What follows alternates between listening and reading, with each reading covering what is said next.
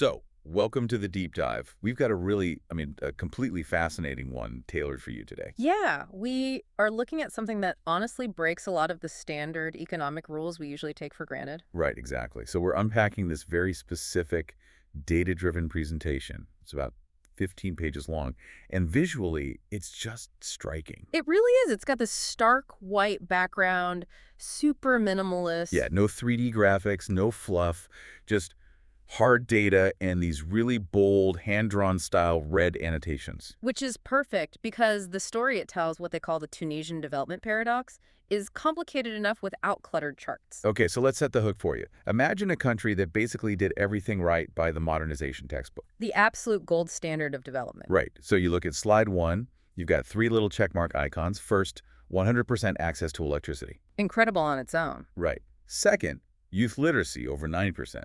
And third, and this is huge, absolute total gender equality in education. Which, by any conventional logic, means this place should be an absolute economic powerhouse. Exactly, like investors should be lining up. But, and the slide has this giant red question mark next to a falling line chart. The reality is completely backward. It is. The core text right there in the middle, circled in thick red marker, says it all.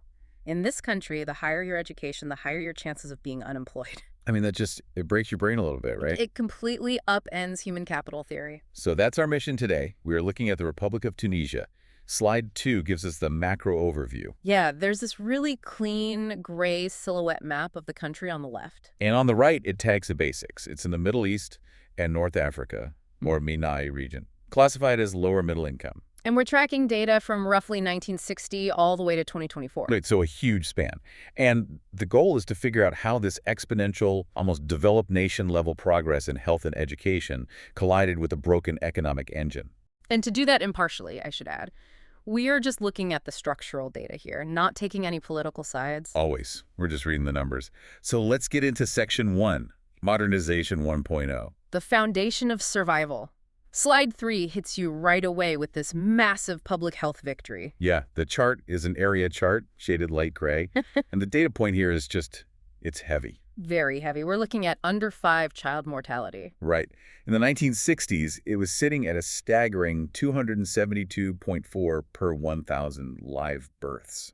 Which, just to put that in perspective, means more than 1 in 4 children did not make it to their 5th birthday. That's almost unfathomable for most of us today. It dictates everything about a society. When survival is that precarious, families are forced into a quantity over quality mindset. Right. You need more kids just to guarantee a few survive. Exactly. It's an agrarian survival strategy. But the chart has this gray arrow dropping straight down from the 60s to recent years. Because that mortality rate plummeted down to just 12.9. A drop of over 95%.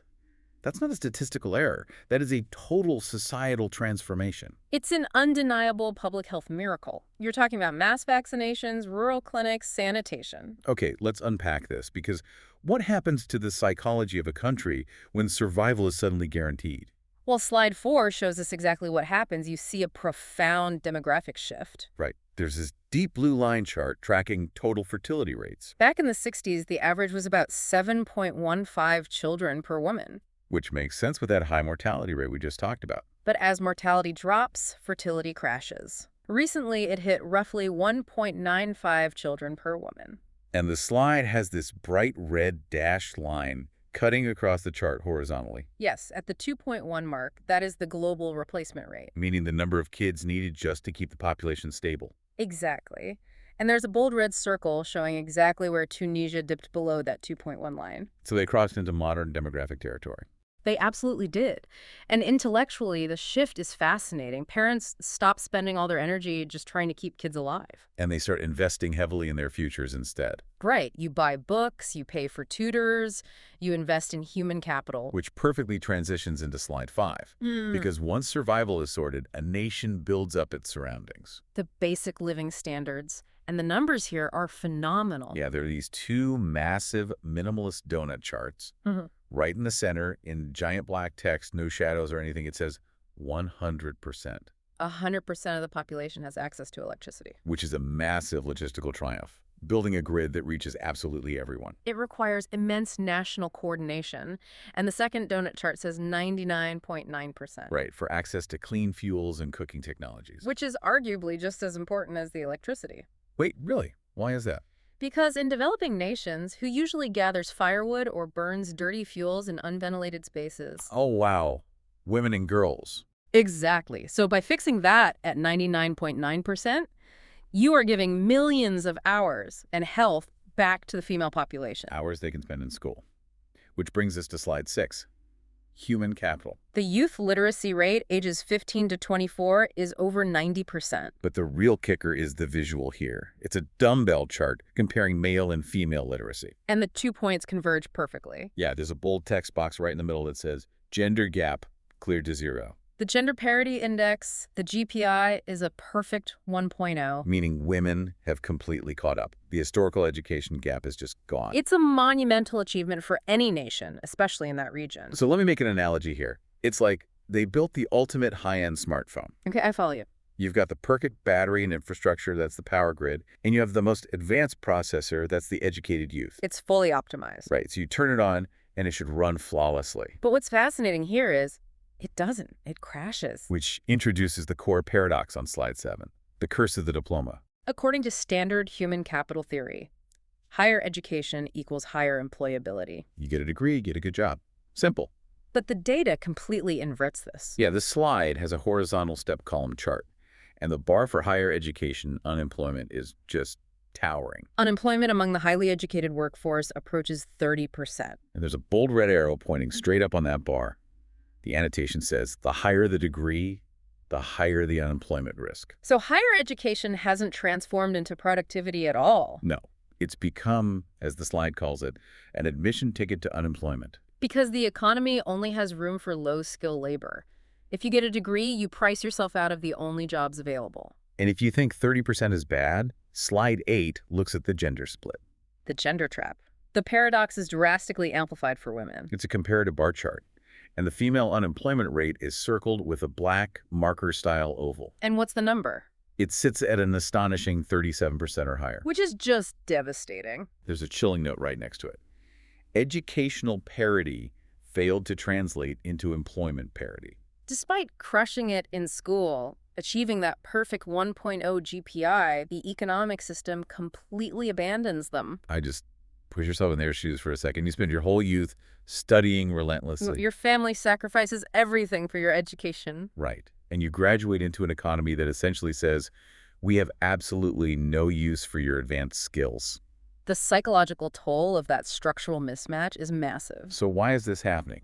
Slide 9 gets into the macroeconomic roots. A stalled engine in an old operating system. We're looking at a super minimal line chart of GDP growth over the years. And it is incredibly volatile. Yeah, there's a light gray shadow dropping way below the zero axis. They've had severe recessions, at one point dipping to negative 10.7% during multiple crises. And there's an arrow pointed to that huge dip saying economic resilience faces severe tests. That volatility is a massive red flag. Because it scares away investment. Exactly. If you want high-tech, knowledge-intensive jobs, you need high-tech foreign direct investment.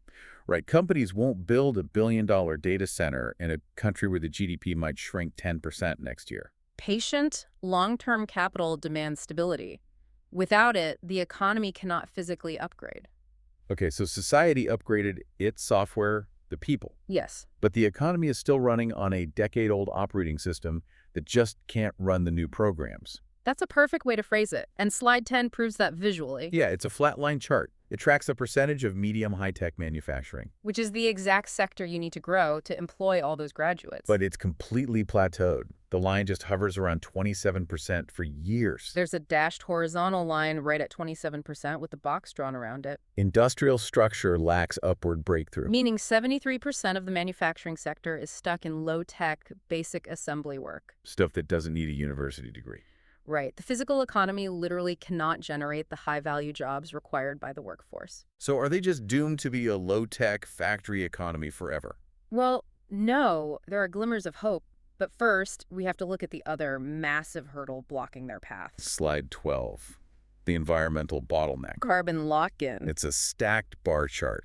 And the chunk representing fossil fuel energy consumption is shaded dark gray, It accounts for roughly 97% of their energy mix. 97%. And there's a hand-drawn bracket around it labeling it high carbon lock-in. Which naturally means their greenhouse gas emissions are continuously climbing. But wait, why is it locked in? Can't they just switch? It's not that simple.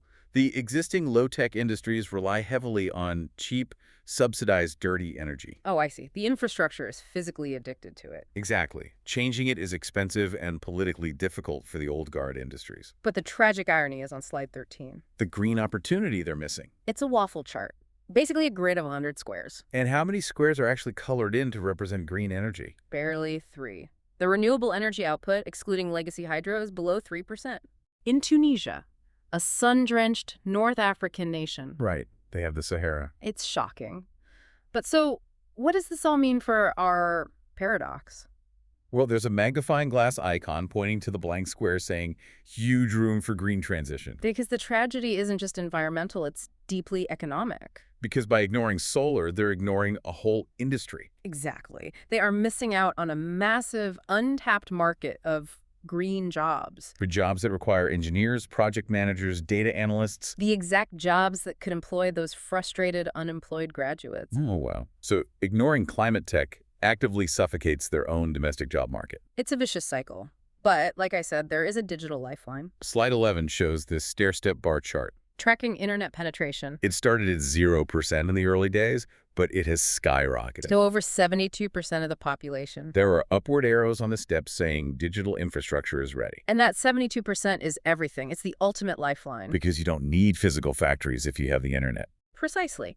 It allows for the immediate development of a digital service economy. Remote knowledge work. You bypass the medium tech ceiling entirely. A graduate in Tunis can work for a tech firm in London or Tokyo. Which brings us to the grand synthesis on slide 14. The structural mismatch diagnosis. It's a flowchart, almost like a scale. On the left, you have this heavy, potent supply of high human capital. The modernized people. Right.